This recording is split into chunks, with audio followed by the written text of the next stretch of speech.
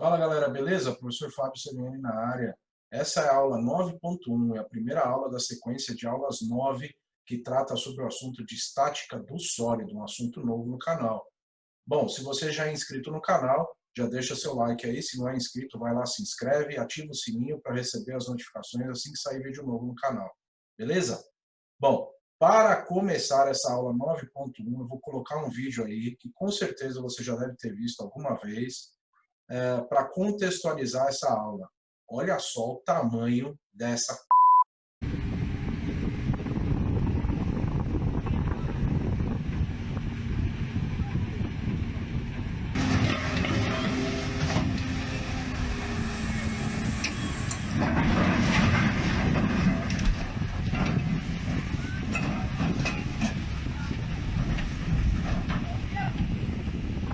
Que cagada master, hein? Pelo amor de Deus. Bom, essa aula 9.1 vai contextualizar esse exercício. Então, nós vamos resolver um exercício de elevação de carga através de um caminhão guindaste. Então, bora lá para a aula 9.1. Bom, então aí está. Como resolver um exercício de estática do sólido? Bom, vamos ler o enunciado do exercício. Então, ele diz lá: o caminhão guindaste possui massa de 35 toneladas e centro de massa localizado em G1. A lança do caminhão guindaste possui massa de 2,5 toneladas e centro de massa localizado em G2. O caminhão guindaste encontra-se apoiado ao solo pelos pontos A e B. Qual a máxima carga suportada na ponta da lança do caminhão guindaste que o coloca na iminência de tombar no sentido horário? Aí eu dei aí o ângulo θ e a aceleração da gravidade, 10 metros por segundo ao quadrado. Bom, vamos observar aqui algumas coisas nesse caminhão guindaste, né? Então, esse caminhão guindaste, ele possui aí dois centros de massa indicados, certo? Então, esse aqui é o centro de massa G1 e esse outro aqui é o centro de massa G2. Em cada um desses centros de massa irá agir uma força-peso, né? Então, as massas foram fornecidas e aí eu observarei aí as forças-peso. Bom, uma outra coisa importante a ser observada aqui é o seguinte: essa operação, na realidade, não é uma operação perfeitamente estática. Afinal, essa carga ela tem uma mínima aceleração, que pode ser para baixo ou para cima, dependendo da situação. Mas se essa aceleração for suficientemente baixa, nós podemos conseguir resultados muito próximos estudando a situação da condição estática, que é o que a gente está vendo aqui agora. Então, coeficientes de segurança deveriam ser adicionados aqui para aproximar ainda mais essa condição proposta. Outra coisa que não está sendo levada aqui em conta é que também o engenheiro que estiver planejando essa movimentação vai ter que levar em conta a questão dos ventos. Os ventos alteram a posição da carga e aí podem imprimir forças horizontais que gerariam outros momentos atuantes nesta estrutura. Então vamos à colocação das forças. Então eu começo a colocar as forças aqui nos pontos onde estão indicados os centros de massa. Então aqui nesse ponto eu vou indicar aqui uma força-peso. Essa força-peso vai ser a força-peso P1, tá aqui, P1. Podia chamar de G1 também, sem problema. Aí. Aqui eu vou ter a indicação da força P2. Esse P2 eu podia chamar de G2 também, não há problema. Então, esse ponto é o centro de massa dessa lança do caminhão guindaste. E agora eu vou indicar também a força-peso da carga. Então, a carga tem uma força Q aqui. Pronto. São essas todas as forças-peso que atuam nesse caminhão guindaste. Agora, esse caminhão guindaste está apoiado em dois pontos, nos pontos A e B. Se você observar, os pontos A e B são os pontos de apoio do guindaste. Então, esse guindaste não tem as rodas dele encostadas ao chão. Os pontos de apoio são apenas os pontos A e B. Então, se você já viu alguma operação dessa de içamento de carga, elevação de carga, você observa que esses são os pontos de apoio do caminhão guindaste. Ou seja, as rodas não encostam ao solo. Em cada um desses pontos A e B existirá uma reação normal de apoio. Então, aqui eu vou ter a normal A e aqui eu vou ter a normal B. Pronto, então eu tenho a normal A e a normal B. Lembre-se, as rodas do caminhão não estão encostadas ao solo, por isso eu não tenho contato. Se eu não tenho contato, não existe reação normal do apoio. Ok? Pronto, estão colocadas as forças neste caminhão guindaste. Agora, o próximo passo é estudar a estática desse guindaste em relação ao eixo Y.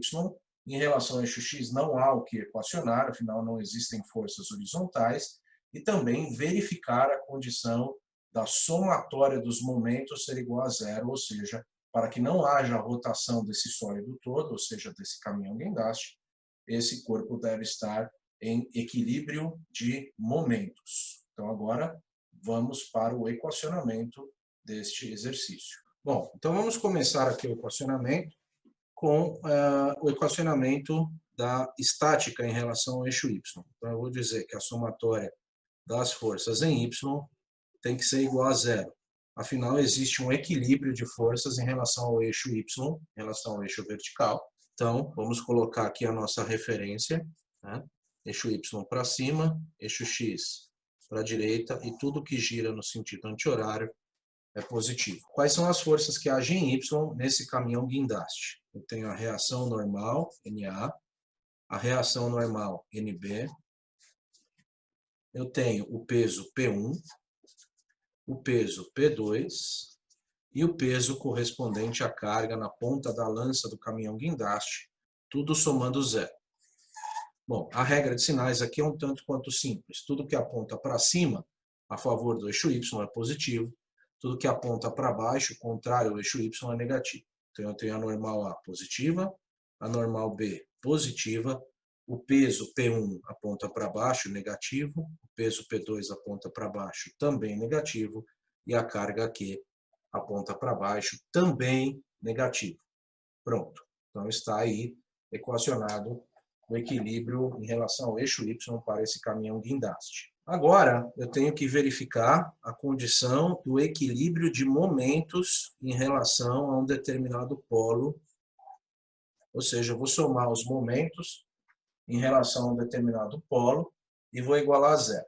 Esse polo da somatória de momentos pode ser qualquer ponto, mas por conveniência matemática, observe que eu vou adotar o ponto B como o polo da somatória de momentos e você já vai entender por que eu faço isso.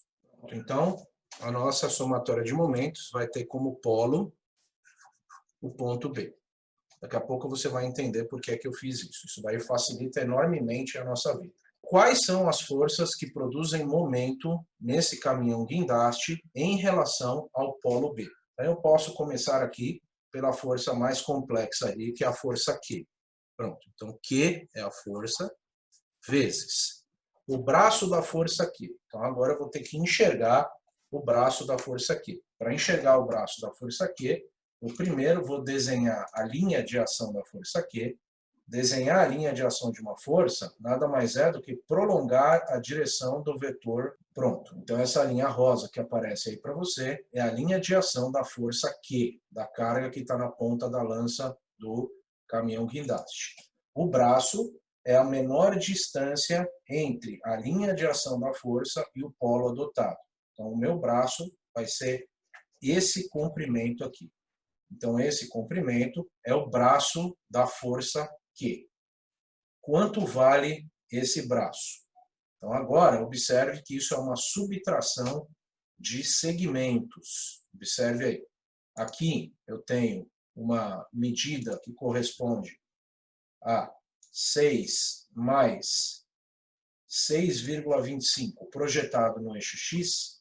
Então, esse valor aí é 6 mais 6,25 projetado no eixo X. Então, onde veio 6 mais 6,25? Então, o comprimento total da lança é 12,25 metros, que projetado no eixo X dá lá um determinado comprimento que a gente vai calcular agora. Então, eu tenho aqui, ó, o comprimento vai ser 12,25 metros, que é a soma de 6 mais 6,25, vezes o seno desse ângulo θ. Aí. Agora, além disso, eu vou ter que subtrair um determinado segmento, porque isso aqui não é o braço completo, isso aqui é um pedaço do braço que vai ser uma subtração, além disso, de que segmento? Desse segmento aqui que eu estou realçando para você. Esse segmento aqui vale quanto? Este segmento aqui, ó, essa distância aqui, vale 1 mais 1, ou seja, 2 metros. Então, o braço vai ser 12,25 vezes o seno do ângulo θ menos 2. Pronto, aqui eu tenho o braço da força Q. Agora, atenção, vamos observar qual é o sentido do momento gerado pela carga Q. O sentido do momento gerado pela carga Q é o sentido horário, sinal do momento negativo. Então, finalizando, esse comprimento equivale a essa indicação verde aqui. Então, a força Q, o braço dela, o momento é no sentido horário, sinal negativo. Vamos agora para a próxima força. Agora, a próxima força que eu vou calcular o momento vai ser a força P2. Então, peso P2. O peso P2 está indicado no desenho para nós. Precisamos, então, realçar a linha de ação dessa força para aí sim enxergar o braço da força. Então, essa linha rosa que eu realcei aí é a linha que corresponde à linha de ação da força P2. O braço da força P2 é a menor distância geométrica entre a linha de ação da força P2 e o polo. Esse segmento que está realçado em verde aí, então, equivale ao braço da força P2. Quanto vale esse braço? Então, esse trecho da lança, que tem um comprimento de 6 metros, se eu fizer a projeção horizontal desse segmento, vai me dar um determinado valor, que eu vou ter que subtrair deste outro determinado valor que eu estou realçando agora aqui, que vale 2 metros. Então, como fica o cálculo do braço da força P2, que é esse segmento verde? Uma subtração de segmentos, que fica dessa forma. Então, P2 é a força, eu vou projetar esse segmento de 6 metros no eixo X. Então, é 6 vezes o seno do ângulo θ, e aí eu subtraio 2 metros, ou seja, isso que está dentro do colchetes aqui equivale ao segmento verde que aparece para você aí na imagem. Além disso, eu preciso enxergar o sinal do momento da força P2 calculado em relação ao polo B. Então, eu enxergo que essa força P2 provoca um momento no sentido horário, então o sinal do momento é negativo. Pronto.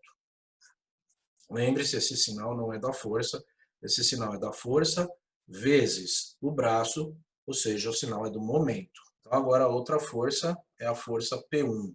Vou realçar aqui a linha de ação da força. Então, é sempre importante enxergar a linha de ação da força para daí enxergar o seu braço e aí sim concluir com relação ao valor do momento. Então, essa linha rosa que está realçada aí é a linha de ação da força P1. Agora, enxergando o braço da força P1 em relação ao polo B, o braço é este segmento aqui. Então, esse segmento vale 1 metro. Então, é P1 vezes 1, que é o braço, e o momento gerado por essa força P1 é um momento que age no sentido anti-horário. Então, é um momento que age no sentido anti-horário, o sinal desse momento, então, é positivo. Então, aqui, o sinal é positivo. Então, eu continuei a soma aqui embaixo, porque aqui em cima não ia caber. E agora, observe que eu pulei o cálculo do momento da normal NB. Então, agora vem a razão do porquê eu escolhi o ponto B para ser o polo da somatória de momentos.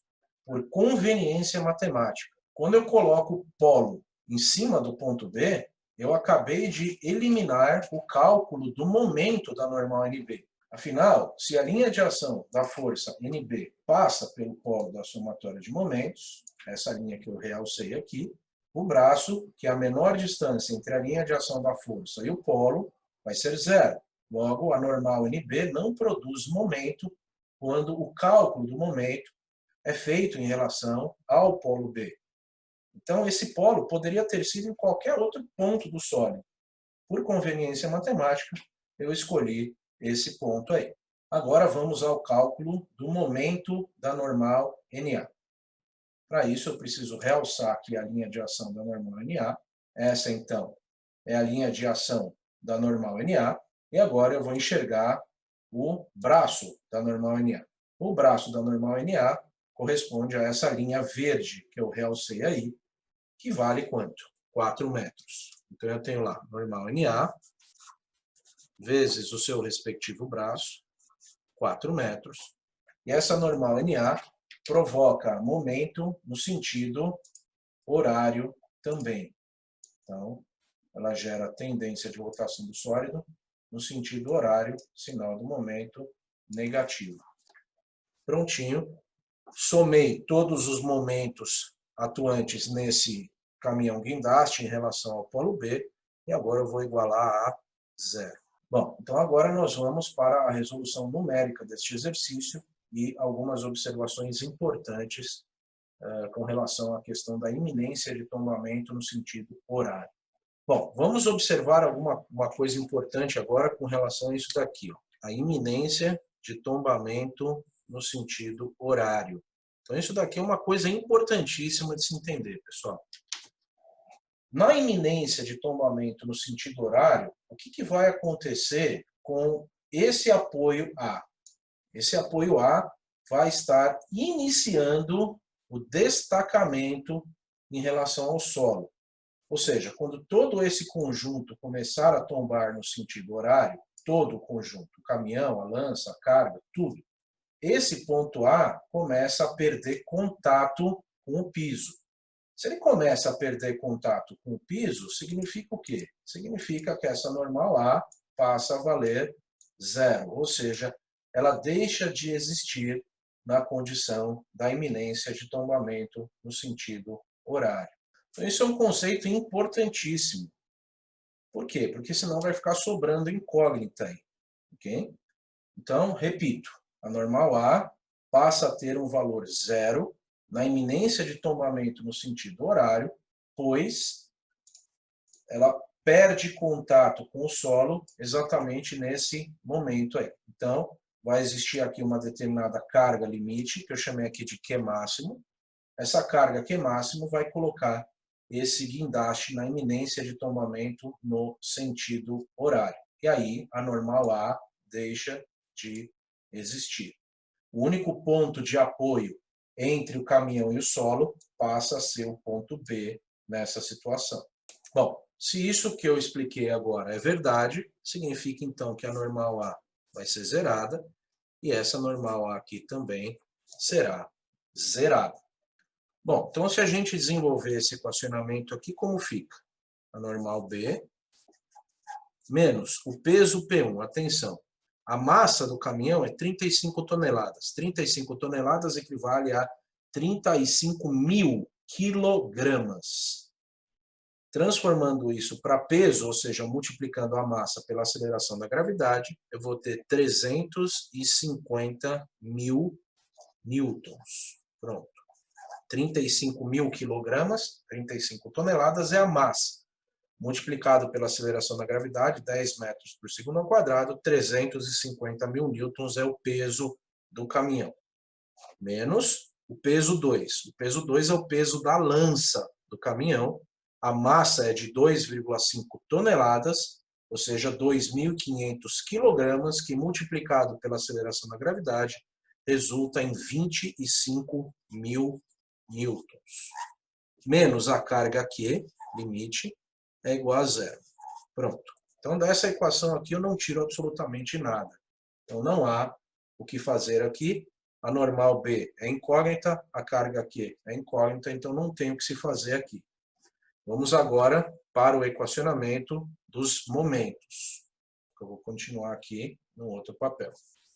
Então, vamos lá. A carga Q é a nossa incógnita, então menos Q vezes 12,25 vezes o seno de 60 graus, que é 0,866, então fica 12,25 vezes o seno de 60, 0,866, com 3 casas depois da vírgula, menos 2, menos o peso P2. Peso P2 é a massa multiplicada pela aceleração da gravidade, ou seja, 25.000 newtons, vezes 6, vezes 0,866, menos 2, mais o peso P1, 350.000, vezes 1, é igual a 0, né? A normal A já estava multiplicando, já estava 0, multiplicando 4, continua 0. Pronto, então nós temos agora esse cálculo a ser desenvolvido aí. Então fica lá, menos a carga Q, que é a incógnita, vezes 12,25 vezes 0,866, dá 10,6, menos 2, menos 25.000, vezes 6 vezes 0,866, menos 2, 3,2, aqui, mais 350.000 vezes 1, 350.000 é igual a 0. Então aqui fica menos Q vezes 8,6 menos 25.000 vezes 3,2, 80.000 mais 350.000 é igual a 0. Prontinho. Então fica menos 8,6Q é igual, somando isso daqui dá 270.000, passa para o outro lado, menos 270.000, e aí o Q vai ser menos 270.000 dividido por menos 8,6, que dá uma carga Q de 31.395,35 newtons. Esse é o máximo valor de carga que esse caminhão guindaste consegue suportar. E se ele estivesse com esse valor de carga na ponta dele, já estaria na iminência de tombamento no sentido horário. Bom, alguns comentários importantes podem ser feitos aqui com relação a este exercício antes de encerrarmos. Um dos fatores limitantes, obviamente, é a carga.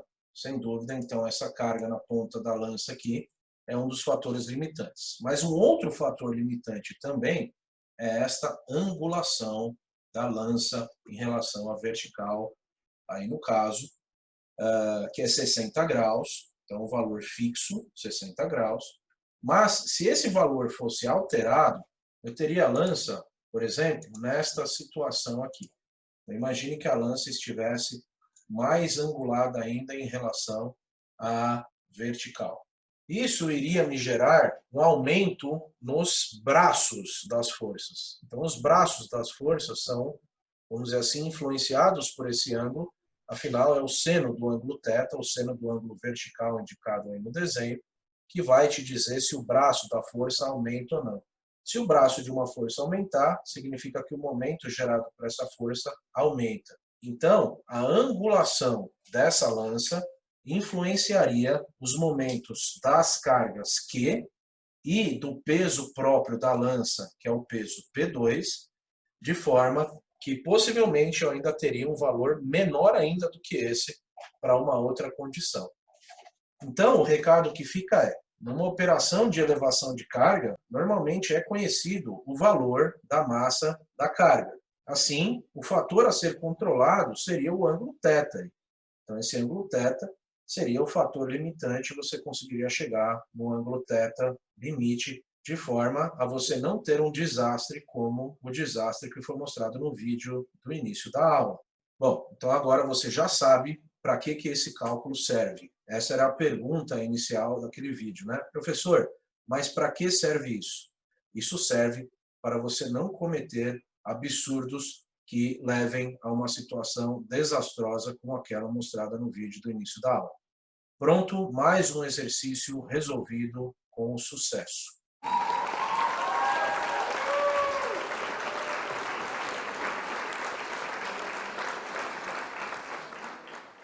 Então é isso aí, galera. Espero que vocês tenham gostado dessa aula 9.1. Deixa seu like aí, compartilha com a galera. Esse é um assunto importantíssimo para os alunos de engenharia em geral. E valeu! Até a próxima!